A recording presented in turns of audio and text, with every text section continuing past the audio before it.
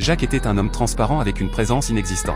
Quand il était enfant, sa mère avait beau chercher dans toute la maison, elle ne parvenait jamais à le trouver. Alors qu'en réalité, Jacques était toujours dans son dos. Plus tard, à l'école, Jacques a voulu exprimer ses sentiments amoureux à la fille assise à côté de lui depuis 1 an. Cependant, cette dernière perplexe a affirmé qu'il n'y avait jamais eu personne à la place voisine. En grandissant, la présence de Jacques est devenue encore plus faible. Par exemple, alors qu'il mangeait dans l'appartement qu'il louait, le propriétaire a amené des clients pour visiter les lieux, en affirmant à ces derniers que personne n'y avait vécu depuis longtemps. Cependant, cette malédiction avait aussi des avantages inattendus. Jacques a été absent du travail pendant 6 mois sans y aller. Mais non seulement son patron ne l'a pas viré, mais il a même continué à verser son salaire sur son compte bancaire chaque mois. Avec cet argent, Jacques a voulu aller manger au restaurant. Mais après avoir attendu une demi-heure dans l'établissement, aucun serveur n'est venu l'accueillir. Frustré, Jacques s'est assis à une table vide au hasard. Mais quelque chose d'étrange s'est produit. Il a soudainement réalisé qu'un homme d'âge mûr était assis en face de lui. Gêné, Jacques s'est levé pour changer de place. Mais l'homme l'a retenu. Il lui a confié qu'il était habitué à cette situation, car depuis son enfance, sa présence était très faible et il était souvent ignoré. Il était assis dans le restaurant depuis 2 jours entiers,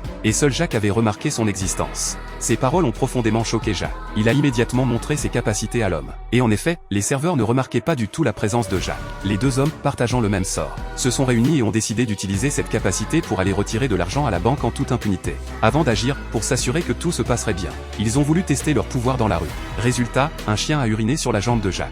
Même les chiens ne remarquaient pas leur présence. Le lendemain matin, Jacques et l'homme se sont rendus à la banque pour retirer l'argent en toute impunité, jusqu'à ce qu'ils aient mis tout l'argent dans un sac. Personne ne les a remarqués. Même les portes automatiques ne détectaient pas leur présence. Mais ils avaient complètement oublié les caméras de surveillance de la banque.